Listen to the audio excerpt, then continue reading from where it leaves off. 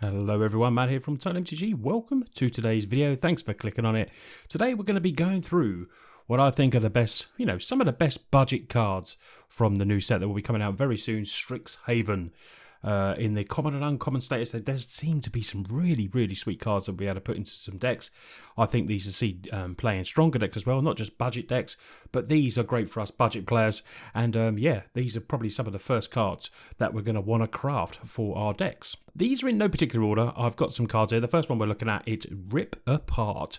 It is red and a white, sorcery speed. It's sorcery, I know, not instant, but still this is a good card. You get to choose one.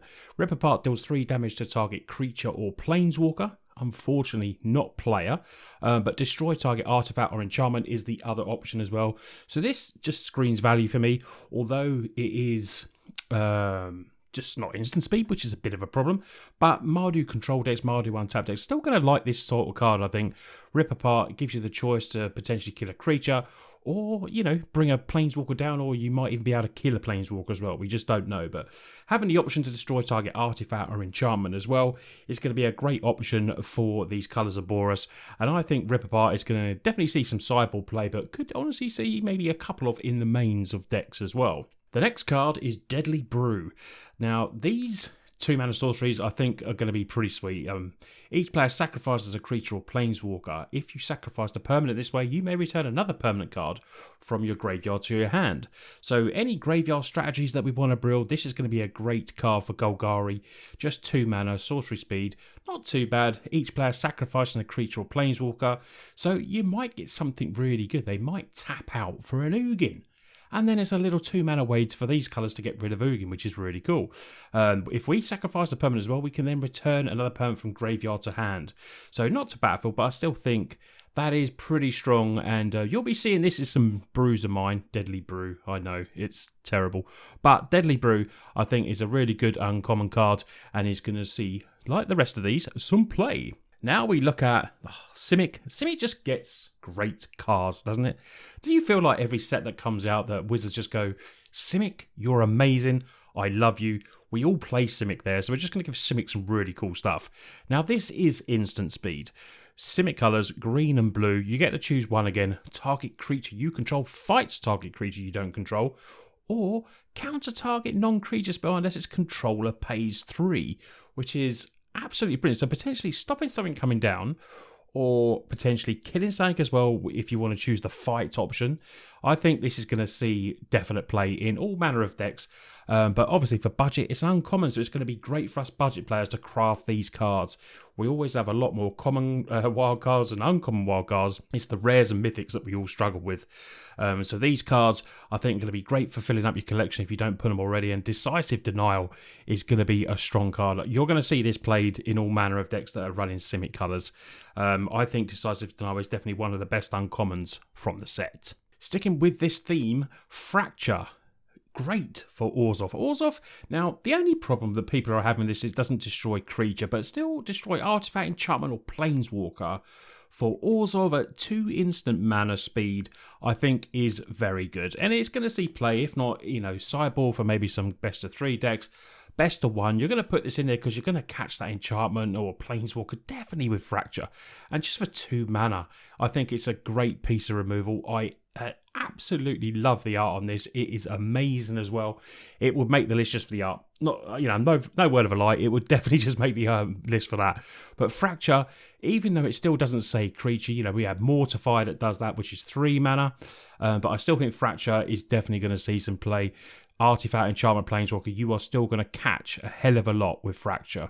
Now we come to Mortality Spear, 4 mana, which is still great for this card to destroy target non-land permanent. I'm just going to say that. But you've got the ability for it to cost less, and not, too less as well. If you gain life this turn, put this in Abzan, put this in something like that. You can gain life in colours like this, especially, green and stuff like that. It will cost 2 less to cast, so apparently it's just going to cost you the green and the black to destroy target non-land permanent. Wow. And what's great about it? it's uncommon, so we are getting some premium removal budget players. Mortality Spear, this Strixhaven set is just hyper on removal. It's just amazing. And Mortality Spear is certainly one of the best. I hope you're all excited about this card. Me, as a budget player, and putting the budget brews out for you, we're going to get, what we miss sometimes is that strong removal. And this is certainly it, dealing with, anything non-land permanent. So we will be able to destroy them all. Now, a card that I'm very excited about, I'm very looking forward to playing, Quandrix Cultivator. Cultivate, love it. 3/4 body on this Turtle Druid. 1 green, then a blue or green and a blue. When it ends the battlefield, you may search your library for a basic forest or island card, put it onto the battlefield, then shuffle. Now read that again. It doesn't come in tapped. So you're getting, for 4 mana, you're getting an extra land ramping into play untapped and a 3/4 body as well, which is just absolutely amazing.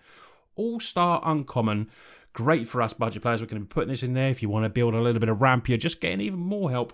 And surprise, surprise, everyone, it's Simic. What a surprise! Simic gets the absolute nut straws of cards. And I do play Simic. My favourite commander is Tachova. I am a blue mage after all. But it's hard to differentiate sometimes now between green and blue. I don't know if you're finding that, but I definitely am. But forgetting all the jokes aside, Quandrix Cultivator is a super strong card.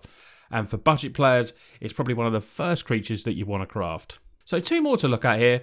Solve the Equation, I think, is very interesting. Search your library for an instant or sorcery card, reveal it, put it into your hand, then shuffle. Is pretty strong in it. Blue players searching for that particular instant or sorcery, potentially searching for your ultimatums and stuff like that, is going to be pretty sweet for Solve the Equation. I think this will see play in, the Commander format without a doubt. It looks like a bit of a staple. For the budget players, certainly. For budget players in Standard, going to be super fun as well. Searching for that, maybe that win con that we need. Maybe we're building a Spells Matters deck or something like that. Something to help us solve the equation. I think for 3 mana, it does a hell of a lot. And, tutoring is never, it's never to be sniffed at. And Solve the Equation will definitely do some work. And the last card we're looking at is another blue card. It's Test of Talents. 2 mana, instant speed, love it. Counter target, instant or sorcery spell. So it is a bit, stipulated there to instant or sorcery. But when you think of what I just spoke about, the ultimatums, how great they are, search its controller's graveyard, hand, library for any number of those cards with the same name as that spell. Exile them, that player shuffles, then draws a card for each card exile away. So they might be able to draw a card. But you know how much, certain decks will rely on that ultimatum. I love saying that, ultimatum. It is such a great card, and it's very prevalent in Standard. And I think a card like this is going to be great, holding that mana, stopping them getting it. And obviously, they still have powerful cards, and there's other instances and sources that you will be able to stop potentially that would be really good. But Test of Talents, stopping the Cultivate. How about that? It's going to see play, and I think for an uncommon, and just because it's 2 mana, and it's a card that you can sort of fit into your deck and maybe mess up with other people's deck, I think it's a real cool card. And you know me, as a blue mage, I will be building a budget deck around this and hopefully messing around with some of those meta decks. So there was 8 cards today. I've picked out 8 of what I think are the best budget cards for players to come in there. They're going to be super strong. They're uncommon cards, and they're just absolutely amazing. I'd love for you all to put in there, because there's maybe some cards that you think are really good as well. I like open up the discussion. Let me know what you think. Good budget cards as well. We're not talking about the rares or mythics or stuff like that, because when we're playing on Arena, it's all about wild cards. So this on Arena is budget cards, and we all have a lot more, you'd like to. We normally always have a lot more common or uncommon than we do rares or mythics, let's be honest here. So these are really good budget cards, and I think these are some of the first ones that are going to be crafting, fit into multiple decks, and hopefully for us budget players, some of these will become staples for us. Anyway, if you enjoyed the video or found it helpful, please give it a big thumbs up. It really does help support the channel for free. Big shout out to the Patreons. I love you all. I love you all anyway. But yeah, if you want to do that extra support, make sure you go and check out in the links in the description. There's lots of stuff you can do there. Early deck lists and everything like that. And there's a level you can actually play me as well once a month, which is really cool when we chat over Discord. Anyway, you lot take care, and I will see you on the next video.